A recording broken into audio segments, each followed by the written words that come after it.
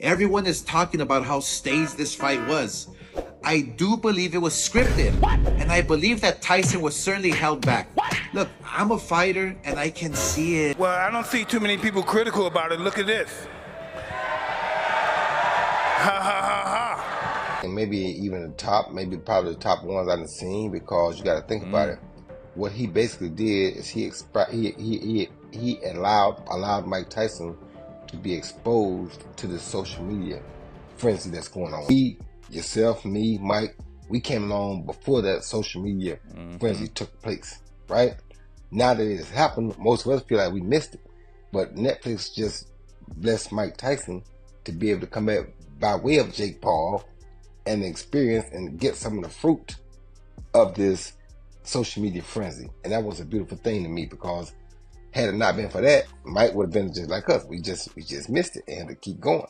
Everyone is talking about how staged this fight was. I do believe it was scripted, and I believe that Tyson was certainly held back. Look, I'm a fighter and I can see it well. I don't see too many people critical about it. Look at this. I think maybe even the top, probably the top ones I've seen, because you got to think about it. What he basically did is he allowed Mike Tyson to be exposed to the social media frenzy that's going on now. Mike Tyson has reportedly responded to the controversy and lawsuit over allegations that his fight with Jake Paul was scripted, firmly denying any wrongdoing and emphasizing his lifelong commitment to boxing. The boxing legend expressed his frustration over the accusations, reportedly calling them disrespectful and an insult to both himself and his fans. He reiterated that his return to the ring was driven by his love for the sport rather than monetary or promotional motives. Tyson reportedly dismissed claims of a prearranged fight, stating that every moment and every punch in the match was authentic. He acknowledged the skepticism surrounding the bout, but maintained that he had put in significant effort to prepare for the fight, particularly given his age and the challenge of facing a much younger opponent. Addressing the viral clip in which Jake Paul was heard saying, "I got your money," Tyson clarified that the comment was related to business dealings and not indicative of any collusion. He reportedly criticized those taking the interaction out of context to create unfounded narratives, stressing that it was unfair to discredit the hard work and unpredictability of boxing. You know, we yourself, me, Mike, we came along before that social media frenzy took place. Right now that it's happened, most of us feel like we missed it, but Netflix just blessed Mike Tyson to be able to come it by way of Jake Paul and experience and get some of the fruit of this social media frenzy, and that was a beautiful thing to me, because had it not been for that, would been just like us. We just missed it and had to keep going. Tyson reportedly defended Jake Paul as a young fighter building his career, but subtly criticized the trend of celebrity boxing, emphasizing that the sport's unpredictability is what makes it compelling. Despite the mounting pressure and accusations, he remained adamant that the fight was genuine and expressed disappointment over what he saw as attempts to tarnish his legacy. Reflecting on his return to boxing, Tyson reportedly acknowledged the physical and mental challenges he overcame to get back in the ring, noting that his motivation was to inspire his children and fans by proving that age should not be a limitation. While he suggested that this may have been his final fight, he expressed pride in his performance regardless of the outcome. Tyson also addressed the emotional toll of the lawsuit and backlash,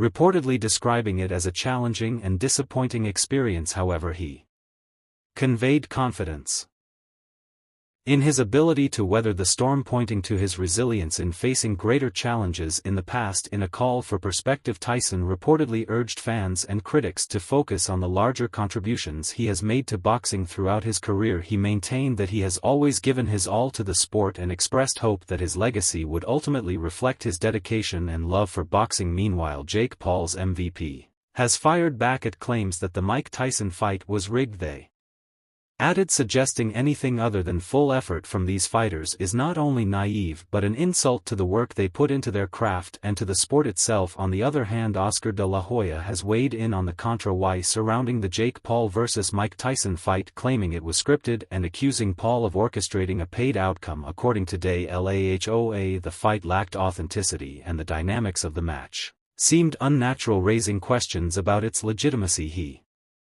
suggested that Paul's team had strategically positioned the bout as a spectacle rather than a genuine competition, undermining the integrity of boxing. De La Hoya reportedly highlighted instances in the fight where Tyson appeared to hold back, describing them as unusual given Tyson's fierce reputation. He argued that the controlled pace and lack of decisive action from both fighters indicated prearranged choreography, rather than spontaneous athleticism. For De La Hoya, these elements made the fight look more like entertainment than a genuine sporting event. Mike Tyson vs. Jake Paul was by its nature a horrible fight right from the start. It was just awful. Mike almost fell down during his walkout and he was on quick sense since the first 10 seconds of the fight. Oh, and did you see that 58-year-old ass? It was wishful thinking for all those idiots who thought they were going to get Mike Tyson of the 90s come out and rip somebody's head off. He further alleged that Paul may have paid Tyson to take part in the event and possibly to accept defeat as part of a broader plan to boost Paul's profile as a legitimate boxer. De La Hoya speculated that Paul's team understood the value of a victory over a legendary figure like Tyson even under controversial circumstances and exploited this to advance Paul's career in the sport. De La Hoya also criticized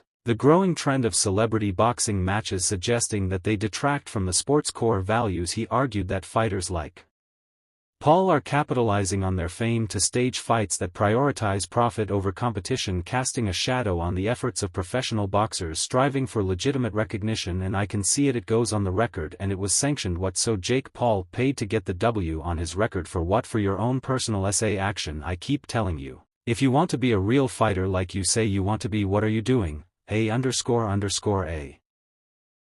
I don't even know like who's next, Joe Biden. While De La Hoya's remarks add fuel to the ongoing debate about the fight's authenticity, Jake Paul's team has consistently denied any allegations of scripting. The fight continues to divide public opinion, with critics like De La Hoya calling for greater scrutiny of such events to preserve the sport's credibility. You have to fight real fighters. God please know. However, the fight drew 65 million households, which means roughly 200 million eyeballs were watching, and the huge winners were Amanda Serrano and Katie Taylor, who put on an incredible real fight. Tyson's first bout since losing to Kevin McBride in 2005 was marred by the problem child's victory, which put him at 11-1 in professional boxing. Paul has been embroiled in a series of online exchanges with various fighters as he gears up for his next challenge. However, neither he nor Tyson is set to make an immediate return to the ring. The Texas Department of Licensing and Regulation has imposed the shortest suspension period permitted under its guidelines. MMA Junkie obtained the suspension list from the event and revealed that both Paul and Tyson face mandatory 24-day suspensions. According to regulations, fighters are required to rest 3 days for every round fought, and with the duo going the full 8 rounds, the timeline was set accordingly. There remains the option to challenge the medical suspension.